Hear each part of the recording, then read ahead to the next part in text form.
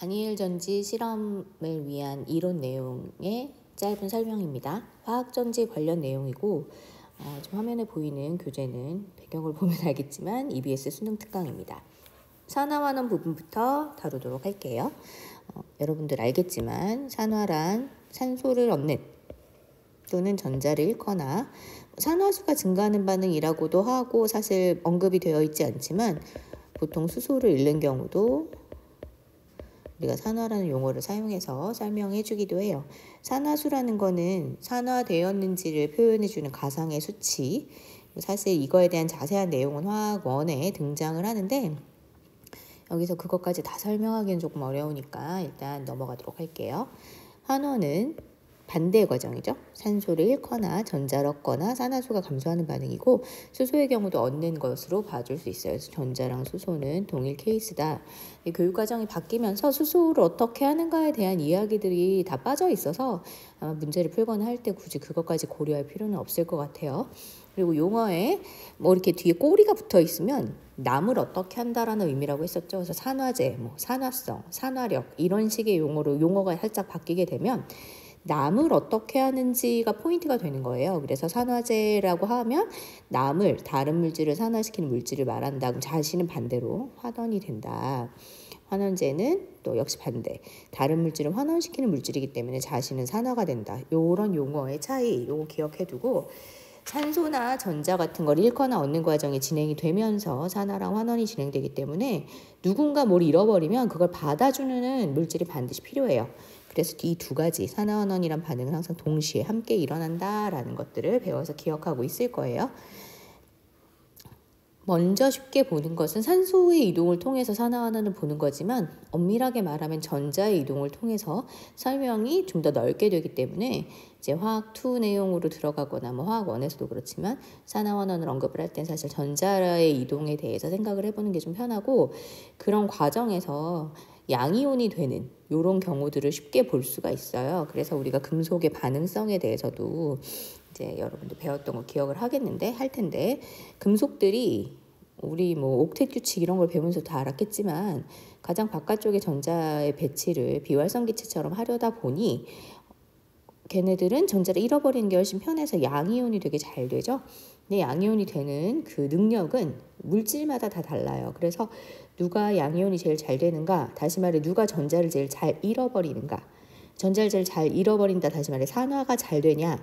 요거에 따라서 우리가 순서를 정해놨죠. 그 순서를 정해서 요런 순서로 설명을 하는데 이렇게 갈수록 산화가 훨씬 안 되는 반대로 갈수록 산화가 잘 되는 그래서 산화가 가장 잘 되는 금속 칼륨 이렇게 이야기해 줄 수 있는 여러분이 배운 외우는 사람들도 있겠지만 이 패턴에 의하면 그렇고 금이 가장 변화가 없는 산화를 잘 못하고 제일 못하고 그다음에 이온화 경향이나 반응성이 제일 작은 금속이다라는 것을 알고 있어요.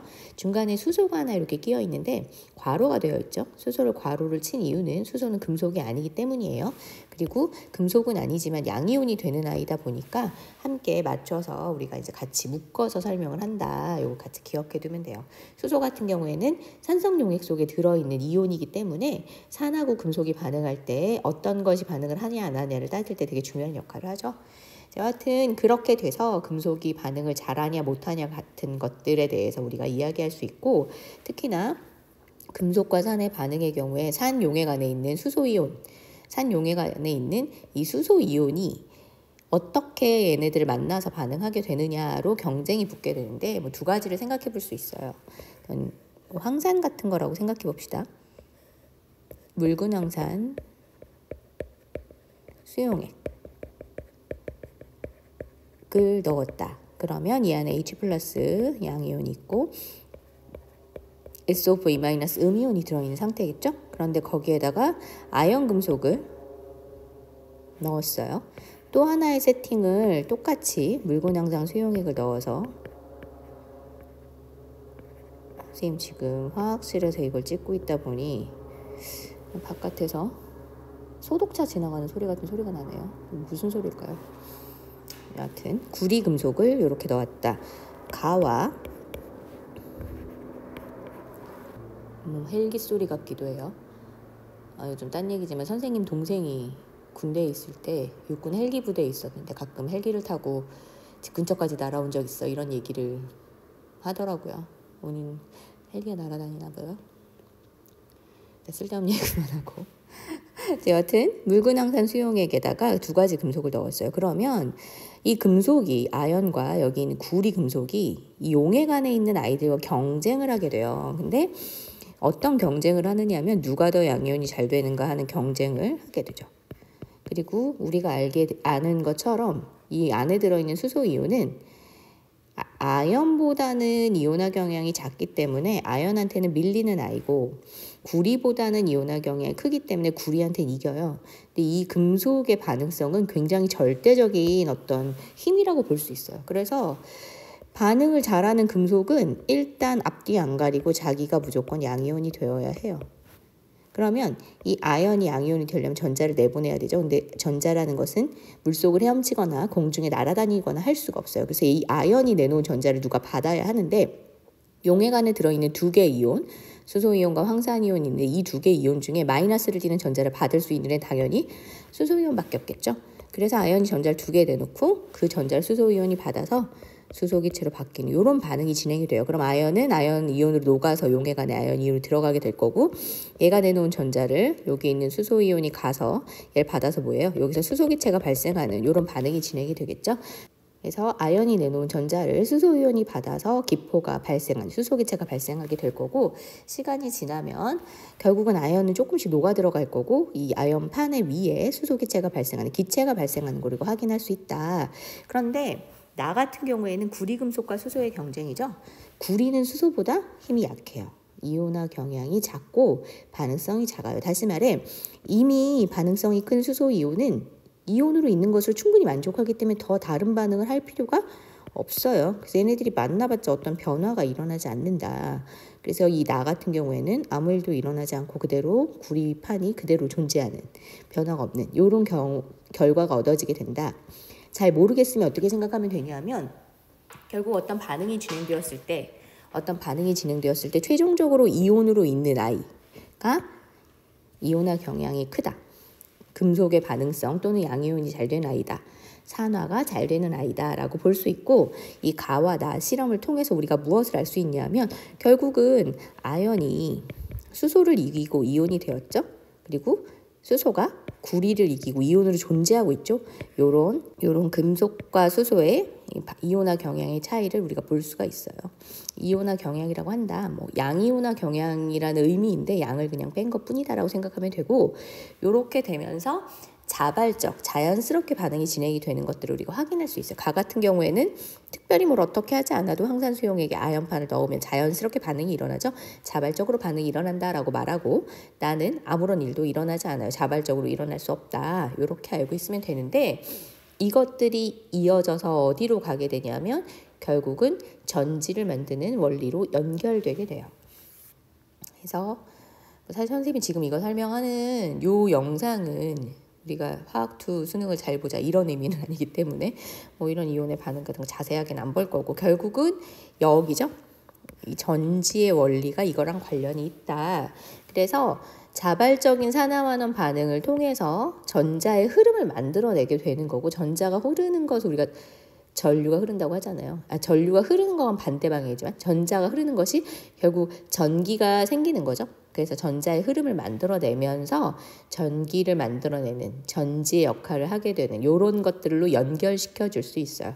근데 이름이 화학전지인 이유는 이 반응이 일어나는 것은 화학 물질로부터 출발하기 때문에 화학 에너지가 전기 에너지로 바뀌는 그런 전환되는 과정으로 이야기해 줄 수 있고, 화학전지란 용어로 산화환원 반응을 이용해서 진행이 된다라는 걸 알아두면 될 것 같아요. 그러면 요 단순하게 하나를 좀 본다면 가장 간단한 화학전지에 대해서 좀 보도록 할게요.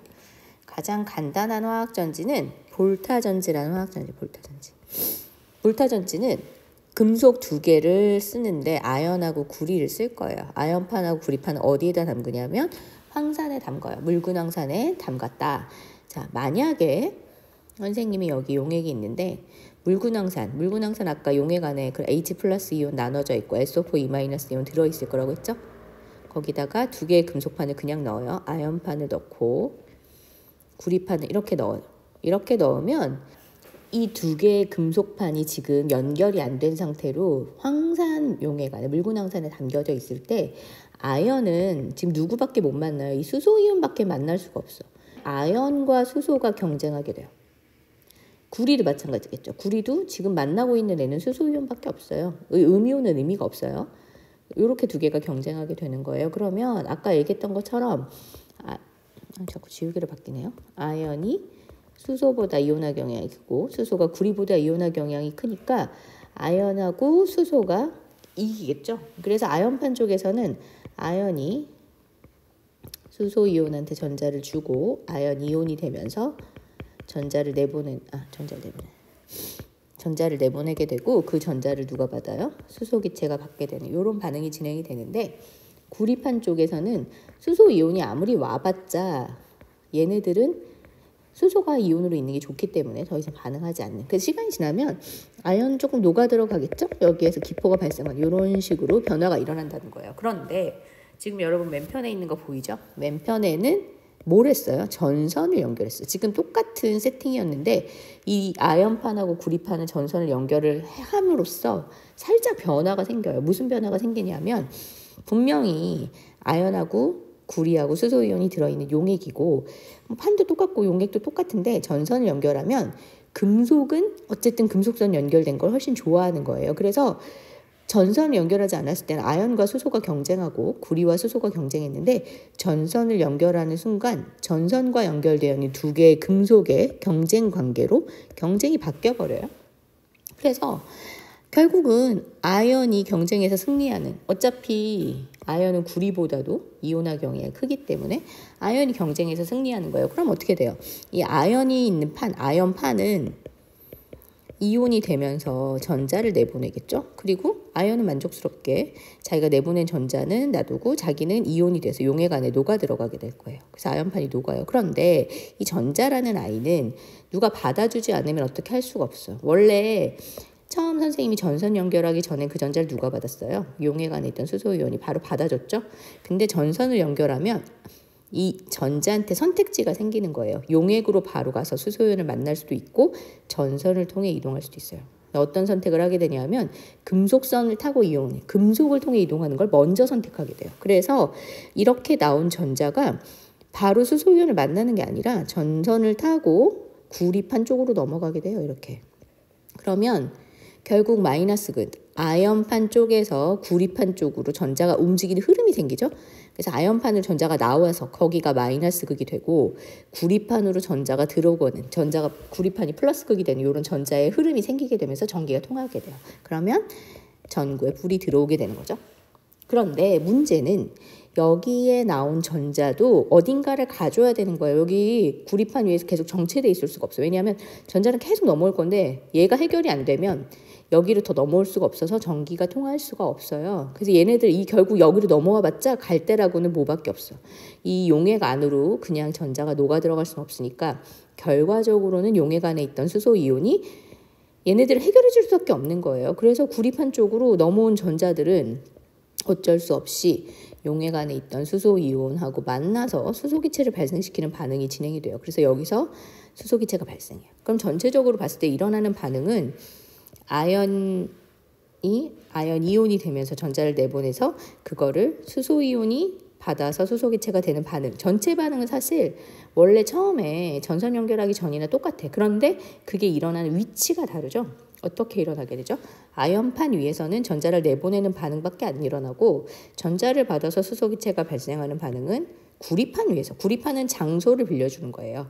구리판 위에서 일어나게 되더라. 이런 어이없는 상황이 진행이 되면서 아연판은 산화만 일어나는 것처럼 우리가 이걸 산화 반쪽 반응이라고 하겠죠. 원래 산화와는 동시에 일어나야 되니까 산화 반쪽 반응만 일어나고, 그 다음에 구리판 위에서는 수소이온이 전자를 받는 환원 반쪽 반응이 진행되는 이런 상황으로 전자의 흐름이 생긴다. 전기가 통하게 된다. 전지의 역할을 하게 된다. 이렇게 기억해 두면 돼요. 그래서 이게 가장 단순한 형태의 화학 전지고 전자의 흐름이 전선을 타고 이동하는 이런 흐름이 생겨요. 중요한 거는 전자가 한쪽으로 넘어가서 끝나면 안 돼요. 여러분들 회로 같은 거 연결할 때 예를 들어 그냥 건전지 같은 걸 쓴다고 생각해 봅시다. 여러분들 뭐 다 할 테니까 이렇게 건전지를 연결해서 전구에 불을 켤 거예요. 이렇게 연결을 해. 그런데 스위치가 이렇게 되어 있으면 불이 안 들어오죠.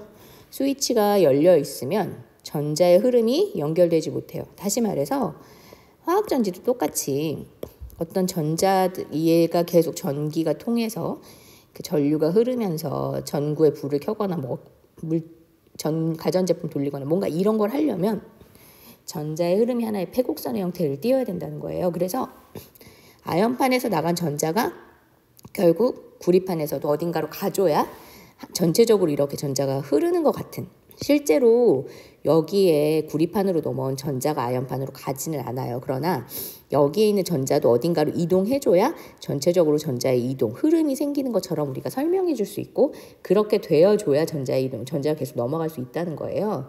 그러다 보니 결과적으로 이런 어떤 반응의 진행의 상황에서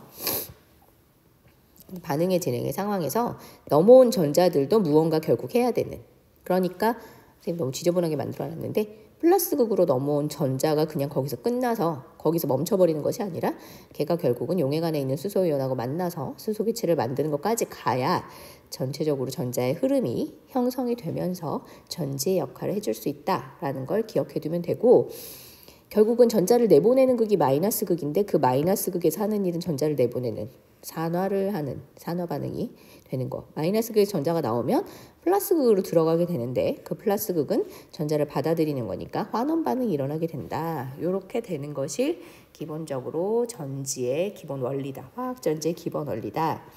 알아두면 될 것 같아요. 그런데 주의할 점은 수소 기체예요. 우리가 기체가 생기면 막 잘 날아갈 것 같은데 이렇게 생성되는 기체는 사실 전자랑 반응하는 아주 작은 규모의 반응? 그러다 보니 실제로 이 반응을 시키면 구리판에 수소기체가 발생하면 바로 날아가는 게 아니라 거기에 기포로 붙어 있어요. 그러면 기포들이 여기 위에 뽀글뽀글 붙어 있으면 이 전자들이 넘어와서 수소이온을 계속 만나야 되는데 여기서 형성된 기포가 그 길을 막아버리는 이런 역할을 하게 되면서 순간적으로 갑자기 어느 순간 전자랑 수소이온이 만날 수 없게 수소기체가 다 길을 막는 이런 상황이 되더라 전압이 뚝 떨어지는, 전자가 잘 이동하지 못하게 되는 상황이 오는데 우리가 그런 걸 분극현상이라고 한다. 그래서 이 분극현상은 볼타전지의 경우 수소이온이 들어있는 전해질을 사용하는 경우 일어날 수 있는 전류가 잠시 흐르다가 전압이 급격히 떨어지는 현상이고, 그 이유가 뭐냐면 구리판의 표면에서 발생한 수소기체가 결국 수소이온이 전자랑 만나는 반응을 방해하는, 그 앞에서 차단해버린 이런 일이 일어나기 때문이다. 그럼 이걸 막으려면 수소기체를 빨리 제거해주면 되겠죠. 그래서 여기 밑에 써있긴 하지만 감극제라고 해서 수소기체가 물로 바뀌게 빨리빨리 얘를 제거해주는 그런 물질들을 같이 집어넣어주면 돼요. 이런 역할들을 하는 물질들은 건전지 우리 많이 사용하죠. 건전지 안에 이런 감극제 역할을 하는 아이들이 들어있어요. 그래서 그렇구나. 그런데 실험하는데 이런 번거로운 일까지 해가면서 전지에 대해 연구를 하다 보니까 수소기체 생기는 게 좀 문제더라는 거죠.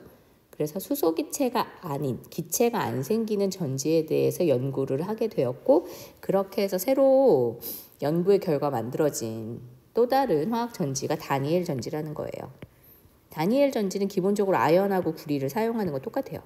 그런데 용액을, 황산을 쓰는 게 아니라 아연이 들어있는 판에는, 아연판이 들어있는 조에는 황산아연 소용액을 사용하고, 구리판이 들어있는 조에는 황산구리 소용액을 사용해요. 그러면 수소이온이 없으니까 금속은 석출될지언정 기체는 생기지 않는다.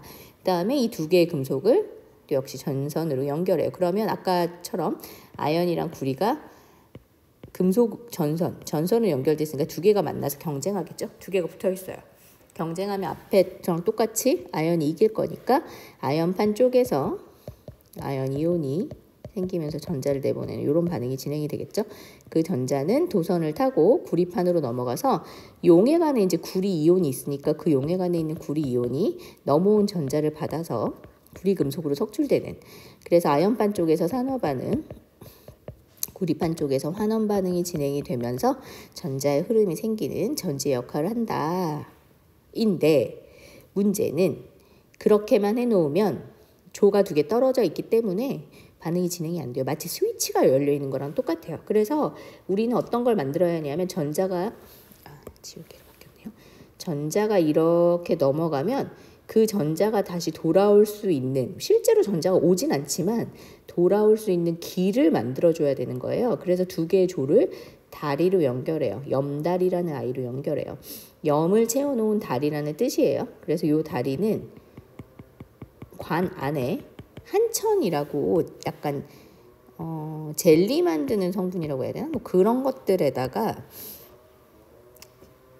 그 전해질 물질 이런 거를 녹여가지고 굳힌 이런 것들로 두 개를 연결해요. 그러면 어쨌든 계속 지우기로 하고 있었네요.